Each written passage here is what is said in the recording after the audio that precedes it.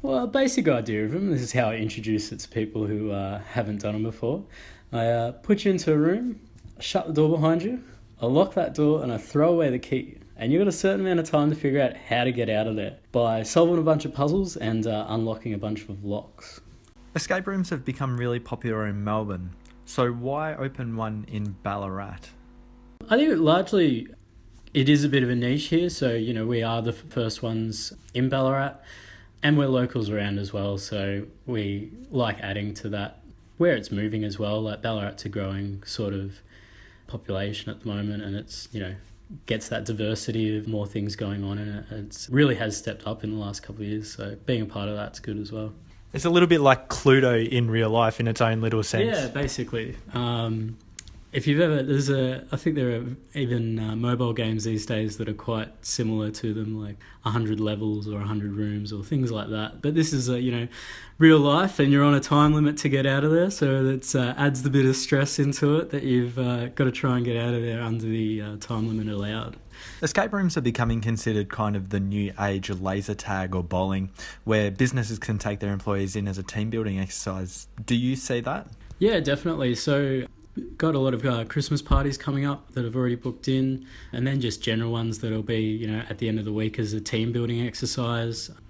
So, they'll race whoever gets the best time, and, the boss will be different people in there challenging each other and giving messages behind to the other groups to sort of give them a bit of a trash talking along the way at sometimes. But yeah, they definitely enjoy it. They're always fun groups to have. Why should people want to be doing puzzle rooms?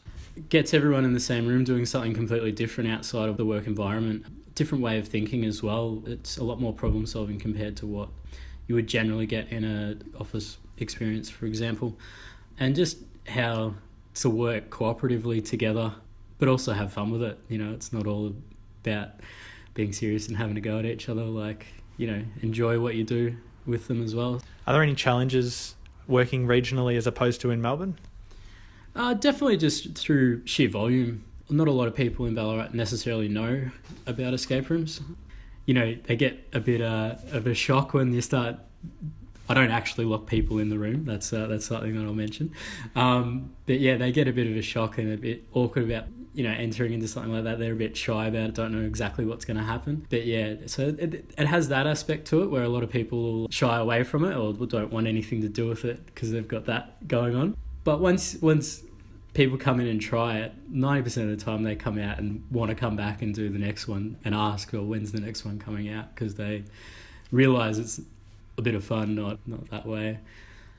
Getting your name out and around the places as well, to begin with, being a small business, but that's any small business starting up, so yeah. What are some of the best reactions that you've seen from people who get locked in there or they think they get locked in there?